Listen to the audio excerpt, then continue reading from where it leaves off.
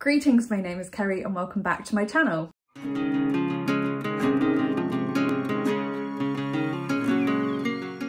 Today I have a recent reads video for you. I'm going to be talking about 12 books today. I just haven't had a lot of time for filming recently. Yeah, I've got quite a lot to talk about, but I'm not going to spend a massive amount of time talking about any of them particularly because some of them I read quite a while ago. I just haven't had time for filming, so they're not massively fresh in my mind. So hopefully this won't be too long, but I'm just going to get on with it. The first book I'm going to talk about today is Get a Life, Chloe Brown by Talia Hibbert. This is contemporary romance. I don't read a lot of romance. I'm trying to read a bit more because my research that I'm doing, that I've talked about a little bit in some recent videos, is looking at a subgenre of romance called evangelical romance or inspirational romance. So I'm trying to read a bit more of the romance genre in general to get a bit more of an understanding of it as a genre, hence the reason for picking this book up. And there was a lot that I really liked about it. I liked the representation. It included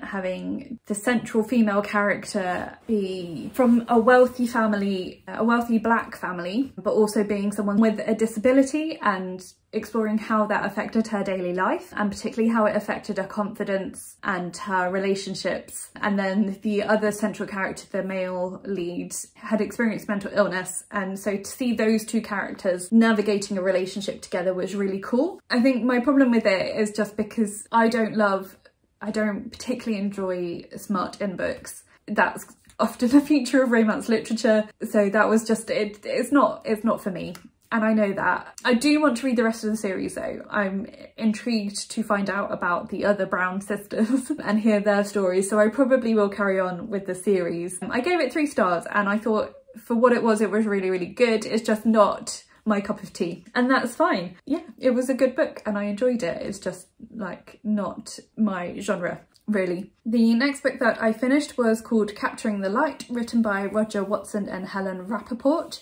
This was non-fiction and it was kind of the history and development of photography as an art form, going from initial experiments by various people who didn't get very far or came across like stumbling blocks that they couldn't get past, particularly to do with fixing an image. And then the 2 main people that developed photography initially, who were William Henry Fox Talbot, who was British, and Charles Daguerre, that was his name? It was definitely Daguerre, I can't remember his first name, and I borrowed the book from my dad and have given it back to him, so I can't remember.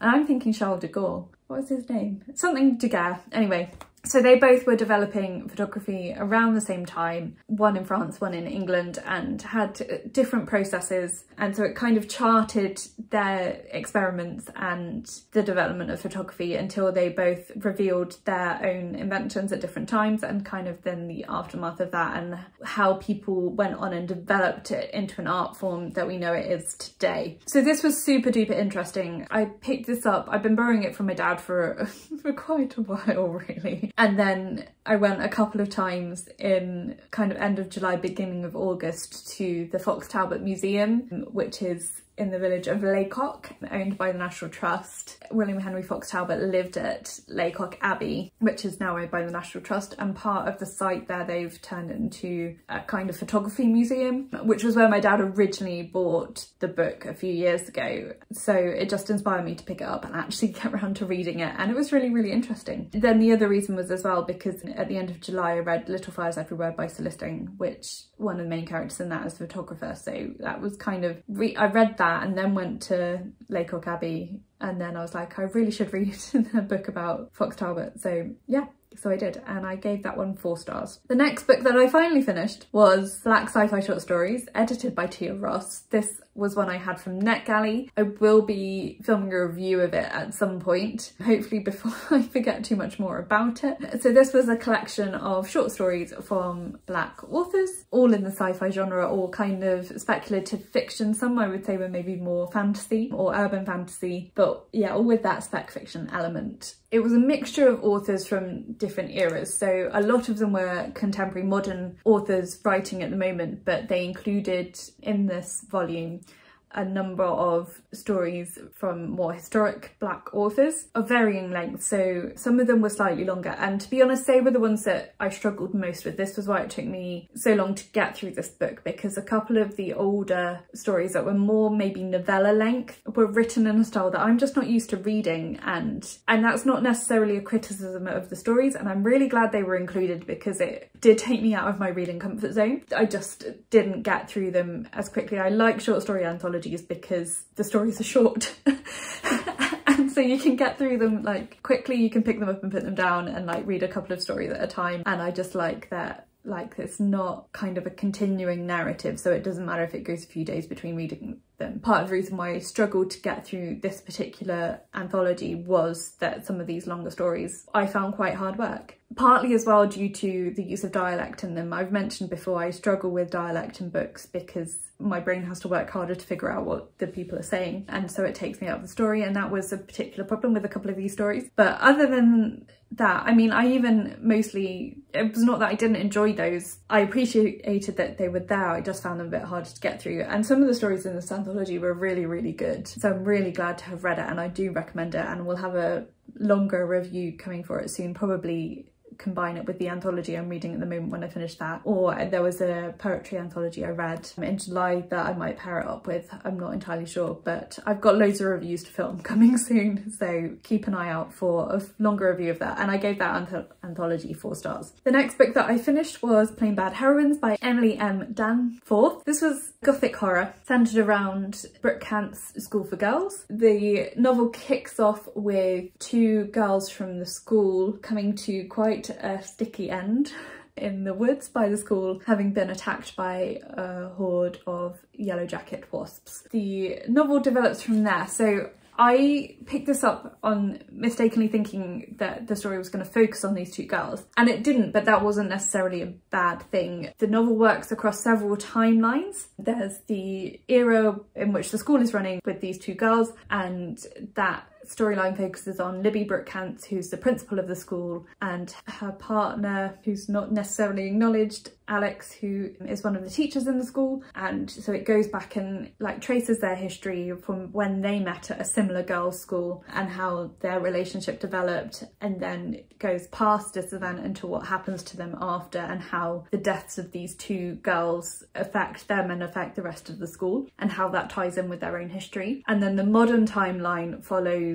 the creation of a film about the school and what happened, which is based on a book within the narrative called The Happening at Brooke Cant's. So it follows Emmett, who's the author of the book, and 2 of the actors, who are called Harper and Audrey. I can't remember Audrey's surname. Audrey and Harper are the 2 lead actors. Follows them as they're starting to make this film and as they're learning more about Brooke Cant's. What was really enjoyable about this book was, as I've already kind of alluded to, it's about a film being made about a book based on an old story which was kicked off by another book. I didn't even realise when I was reading it, the book that the 2 girls was found in their possession when they died. It was the story of Mary McLean, and this was a book that was really influential on these girls in the school, and I thought that was a made-up thing too, but then actually getting to the end of that novel I found out that Mary McLean was a real person, and she actually wrote this book that these girls all love in the story, so that was quite cool. So I've managed to track down a copy of that on Kindle, and I will be reading it at some point. I haven't quite got around to it yet. So I was buddy reading this with my friend Penny. We were aiming for about 20 pages a day, and then at the end I just got a bit carried away. It was really funny actually, because most of the time I was managing 20 pages a day, and then she got a bit behind, and then I couldn't read it for about maybe a week and a half, where I just had so much going on that I didn't have time to read it. And so then she got ahead of me, and then I read like basically the last 150-200 pages in one sitting, because I was just that into it at that point. So I thought it was really, really good. Would definitely look out for more books by this author, particularly more she writes in this gothic horror genre. I don't like horror, but I like gothic horror, and this was just kind of the right level. This is about as spooky as I would go. There were a couple of times I was reading it, I was like, I really shouldn't be reading this at bedtime, but it wasn't massively scary. So I gave that one 4 stars, and I really enjoyed it. The next book that I'm going to talk about is actually one that I have here and I can hold up. So the next book that I finished was this one. It's called Glorious Weakness by Alia Joy. This is Christian non-fiction. It was kind of a bit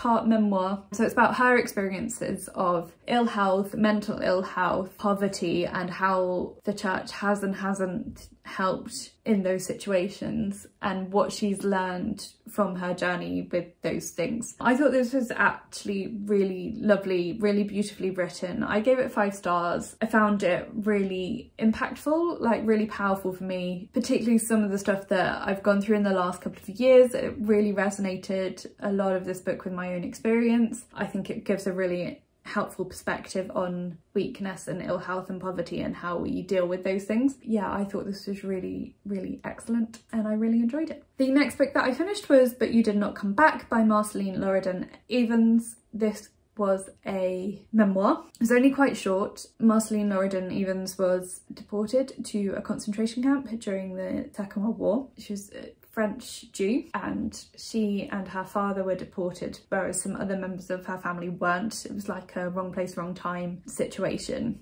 She and her father were deported to neighbouring camps, so she was in the women's camp, he was in the men's camp. She was kind of in her late teens at the time. At one point he was able to get a message to her, and at another point they were stood in lines and saw each other, but after that they didn't have any more contact. And then she survived and returned home at the end of the war when the camps were liberated, and he didn't, and so that's where the title comes from. This was kind of a memoir, but it was written in the style of like a letter to her father about how she felt about her survival when he didn't, and what it was like to survive that, go back home to the rest of her family that hadn't experienced the same things that she had. This was really, really moving. Only a very short book, but very impactful for its length. So I gave it 4 stars. I really enjoyed it. It was translated from French. Part of me would like to at some point track down a copy in French and then maybe read it again, maybe parallel read it French and English, which I'm finding is a really good way to improve my French because it tasks me to see how much I'm understanding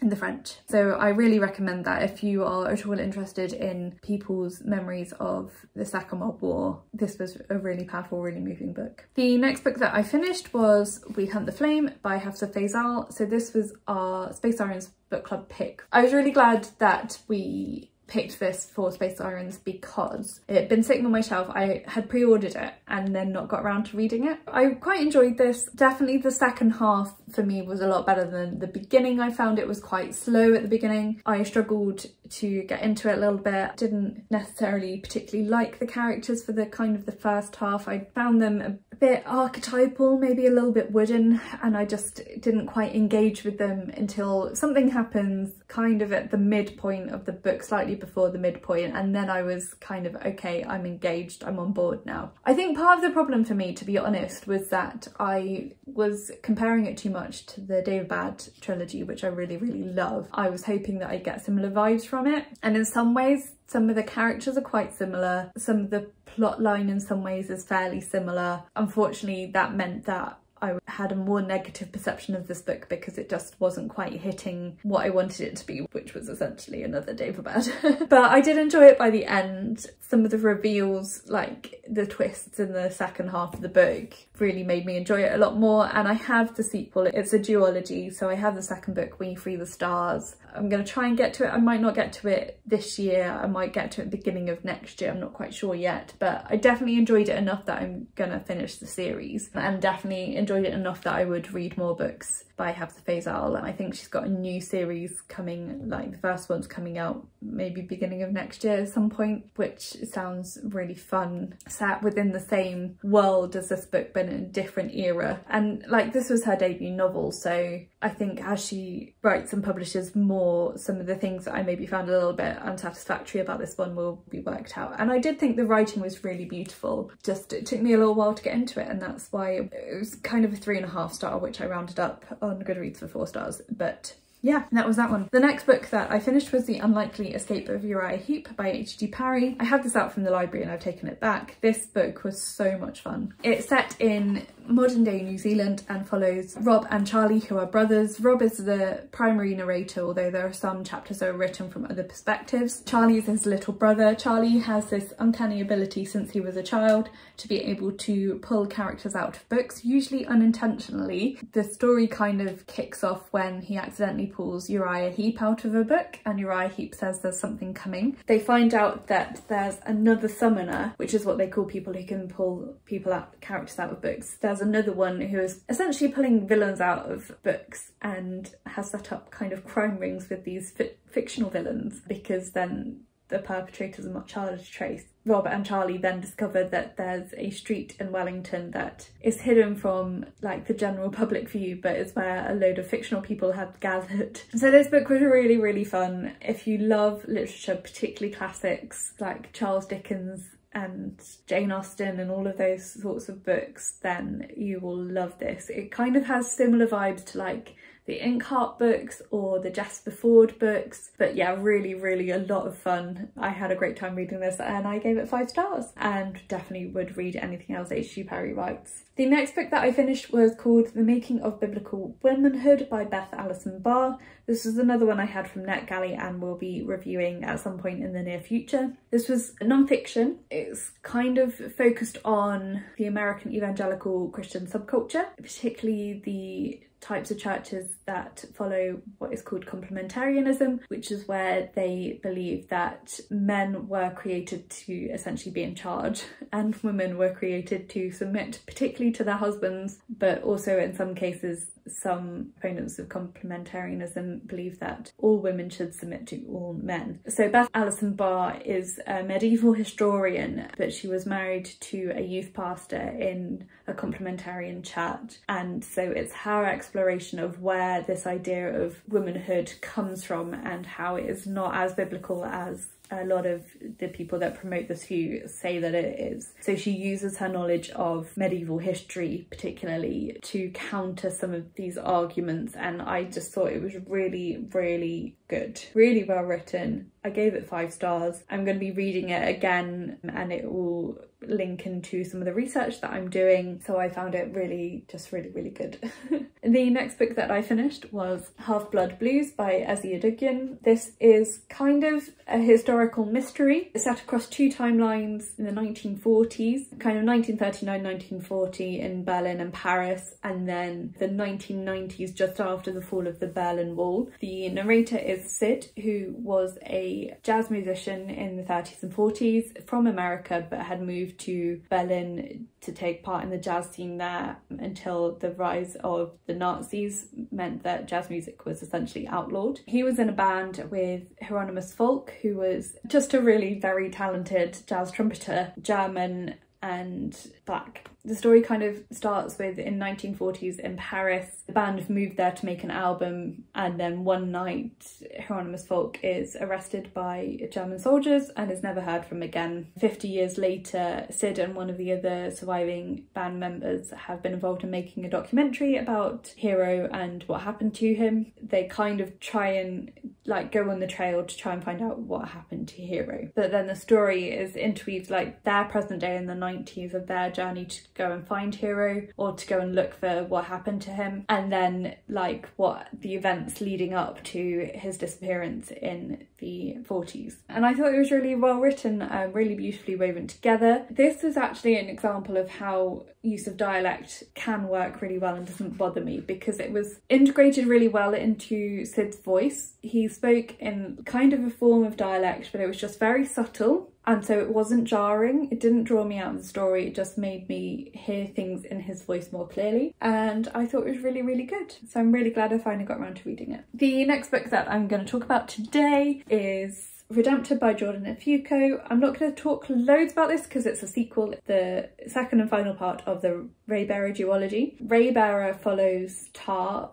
See, I can't remember, it's a year since I've read Roybara and I don't want to accidentally give away spoilers. I don't remember how much I can say without it being a spoiler for the first book.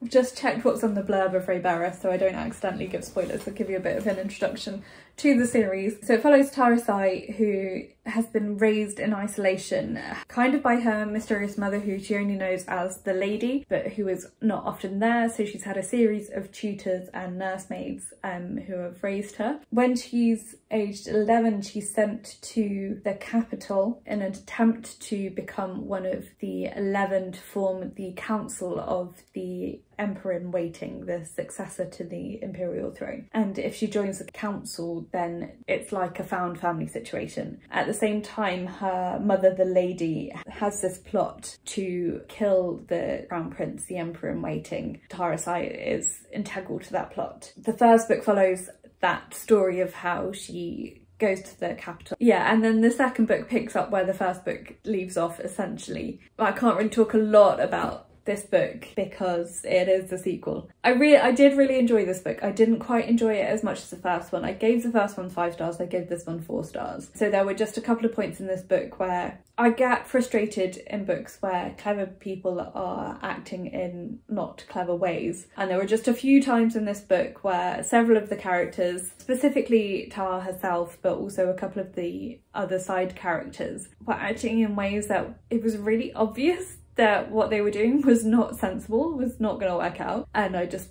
wanted to pick them up and shake them. But that was just like a slight detraction for me. So it was 4.5 stars really, but it wasn't quite as good as the first one. But I really did enjoy it, and I would look out for more books by John and Nafuko. And then very quickly, I'm just going to mention the last book that I read, which was Michael by Jill Eileen Smith. This is the first in a series called The Wives of King David. It's one of the books that I'm going to be specifically analysing in my research. My research is looking at the King David narrative from the Bible and how it's retold in evangelical romance fiction, which I already mentioned a couple of times in this video. So this is one of the primary books that I'm going to be analysing. There are 2 more books in this series as well, which are going to form the basis of that research, along with a couple of other books based on the same biblical story by different authors. I didn't think this was particularly well written. I gave it 2 stars. It took me a long time to get through it. I am very intrigued to see how 2 more books about King David's wives can all be this kind of epic love story that the author is trying to make out that they all are, when it's the same guy, the same romantic male lead. Yeah, so we'll see how that goes. But yeah, there's going to be so much stuff for me to be able to say about these books when I actually start getting into more deeply into the research. So that was good. So we'll see how the research goes. I'm going to be reading a bit more widely, as I already mentioned, in the romance genre and in Christian fiction, to try and understand both of those genres and subsets of publishing. Yeah, be prepared to hear me talk lots more about my research in the months to come. Yeah, I love reading, so picking to do research about books. I mean, research involves a lot of reading anyway, but it's going to be fun. It's going to be really fun. Anyway, that's enough talking for one day. I'm not sure how long it's going to take me to actually get around to editing this because I have so many other things that I filmed, but never mind. So let me know if you've read any of these books that I've talked about today and what you thought of them, and let me know some of what you've been reading recently, or if you just want to let me know that you've been here, leave me a heart emoji, because I've talked a little bit about some romance books and I've talked a little bit about some books that I've really loved, so let's go with a heart emoji today. If you just want to let me know you've been here and that you've watched this far. You can also like this video if you liked it and subscribe if you haven't already, and you can also follow me on my social media. All that information is listed for you in the description box below, but that's it for today, so thank you so much for watching and I will talk to you again soon. Bye.